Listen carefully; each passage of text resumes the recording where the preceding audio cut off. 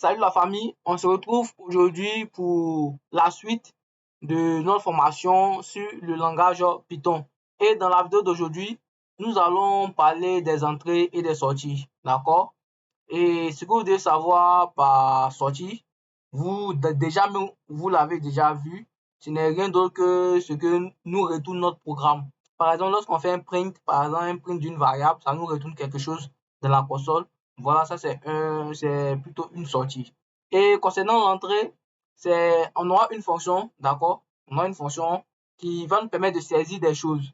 Voilà, et lorsqu'on va saisir cette chose-là, voilà, c'est ce que voilà, on appelle une entrée. Le fait que l'utilisateur ou bien le fait que le programme nous demande de pouvoir saisir quelque chose, de pouvoir entrer quelque chose. Mais avant de continuer sur les entrées et les sorties, nous allons voir l'opérateur ternel. J'ai oublié de parler de ça dans la vidéo précédente. Donc, nous allons voir ça rapidement et nous allons continuer. D'accord? Si vous vous rappelez de la vidéo précédente, on avait par exemple fait une condition.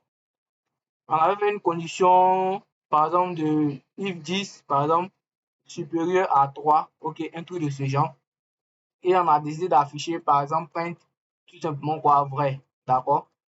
Et ici, on va ajouter, par exemple, un autre bloc. Bon, les conditions, on aura une vidéo vraiment, voilà, dessus où on va vraiment discuter. D'accord? Donc, pour l'instant, si vous ne comprenez pas trop cette histoire de conditions, ce n'est pas vraiment trop grave. Mais ce sont des conditions simples, donc logiquement, voilà, ça doit pouvoir aller. Donc, on va dire si 10 est supérieur à 3, tu nous affiches vrai. Sinon, tu nous affiches quoi? False, hein, un truc de ce genre. Donc, on va dire faux. Voilà. Et ici, si on fait un print, on fait un Python, on affiche de input, on a vrai parce que 10 est supérieur à 3. D'accord? Et cette façon de faire, on aurait pu écrire ça de façon simple. C'est-à-dire, on met le résultat qu'on attend, on met le premier résultat qu'on attend. Ici, on attend vrai. Donc, on attend print vrai. Donc, on va mettre print vrai. D'accord? Et lorsqu'on finit de faire ça, on met la condition qui va nous permettre de retourner le print vrai. C'est-à-dire cette condition if 10 supérieur à 3. D'accord? Donc, on va mettre quoi? If 10 supérieur à 3, tout simplement. Et lorsqu'on finit de faire ça, on va maintenant mettre quoi? Ce bloc là, ce sinon. On va mettre le else. Et une fois qu'on finit de faire ça, on met maintenant le résultat qu'on attend ici, c'est-à-dire print faux. Donc, je vais juste copier ça. Voilà. Et là, si j'exécute, on a vrai. Donc, on a le même résultat, sauf que ici, c'est sur une seule ligne. D'accord? Et ici, c'est sur, voilà, plusieurs lignes. Après, c'est à vous de voir ce qui est facile, mais on va revenir après sur les conditions. C'était juste pour vous montrer que c'est possible aussi de pouvoir faire de cette façon. Alors, nous allons maintenant revenir sur notre entrée et notre sortie. Donc, ici, pour illustrer ça, on va se créer une variable, par exemple, appelée nom personne. D'accord? Et ici, on va utiliser la fonction input qui va nous permettre de saisir quelque chose. Donc ici, on va demander entrer, OK, un nom. OK. Donc ici, lorsqu'on finit de faire ça, si on exécute notre programme, on voit bien entrer un nom. Si je mets par exemple Hugues, voilà, ça fonctionne, mais il n'y a rien parce qu'on n'a rien retourné. Par contre, si je fais print nom personne et j'exécute de nouveau, si je mets Hugues, il m'affiche Hugues qui est là. D'accord? Ici, je peux mettre quoi? Âge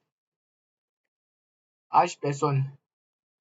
Je mets input entrée, votre âge.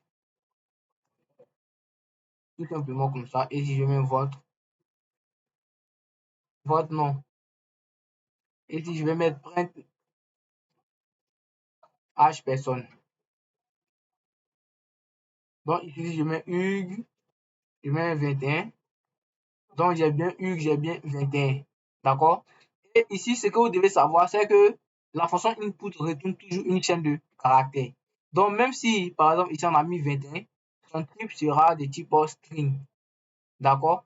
Ça sera toujours comme ça. Donc, par exemple, ici, on peut juste faire un type, OK, un print pour afficher les types, non, un type, non personne.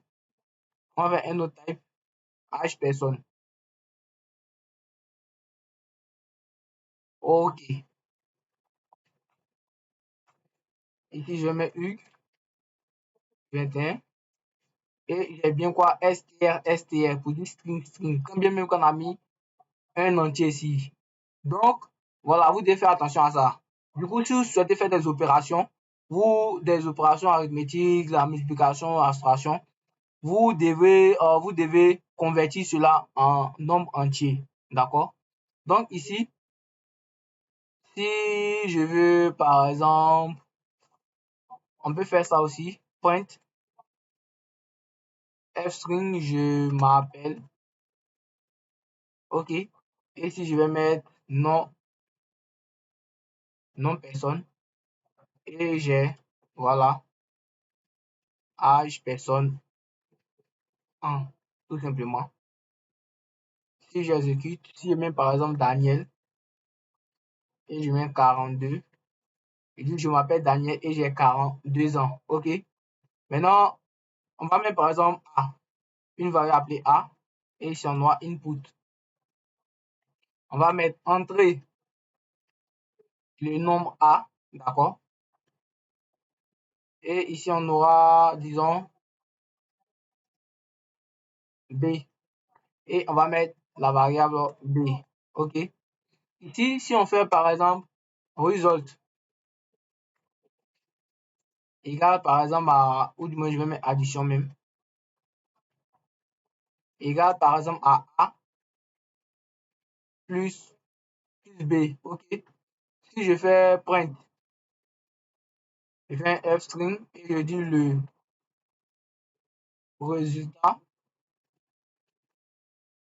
de, mais le résultat de A, c'est-à-dire notre variable A, d'accord, plus notre variable B égale à addition. Donc ici, si j'exécute par exemple, et si j'exécute que je mets par exemple 2 et la variable B, je mets 3, logiquement on doit avoir 5. Mais ici, on a 23. Pourquoi on a 23? Parce que A et B sont considérés comme des chaînes de caractères. Et lorsqu'on fait l'addition des chaînes de caractères, ça fait une concaténation, ça met les uns à côté des autres au fait. D'accord? Donc ici, tout ce que ça fait, c'est juste que ça a pris le 2 et ça a rapproché le 3, raison pour laquelle on a 23. Si on veut avoir une opération telle que l'addition, c'est-à-dire si on veut avoir 5, on est obligé de convertir notre A et notre B tout simplement.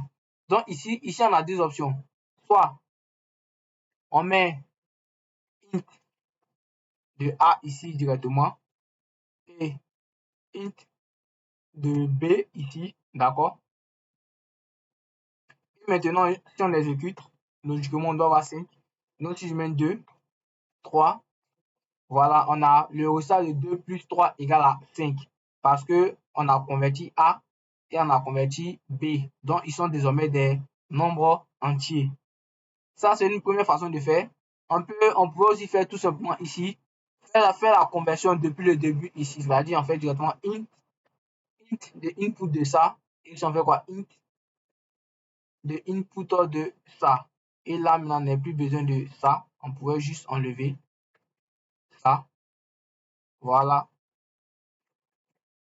Et si on exécute, on met 2, on met 3, on a bien le même résultat. Donc après, c'est à vous de voir ce qui vous arrange. Voilà, c'est à vous de voir ce qui vous arrange. Moi, je ne vais pas vous imposer une manière de faire.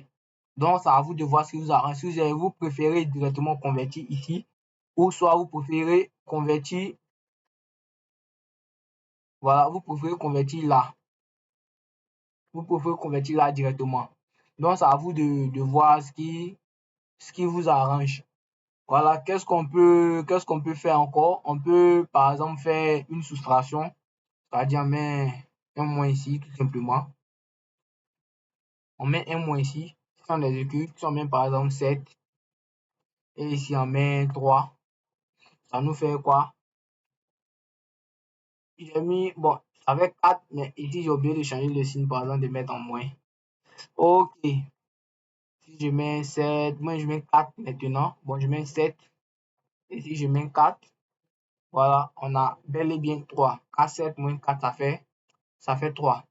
Donc, voici un peu comment vous pouvez utiliser, c'est-à-dire vous pouvez interroger les utilisateurs. Voilà, après, vous pouvez vous créer des petits programmes qui vont être bénéfiques ou qui vont permettre d'interagir, voilà, qui vont vous permettre d'interagir avec vos consoles, c'est-à-dire saisir des choses, tout et tout, d'accord? Donc, c'est tout pour la vidéo d'aujourd'hui. J'espère que vous avez beaucoup appris. Si c'est le cas, n'hésitez pas à liker, à vous abonner et aussi à partager. Et je vous souhaite voilà, un bon apprentissage et on se retrouve la prochaine fois pour une nouvelle vidéo basée sur le langage Python. Allez, ciao!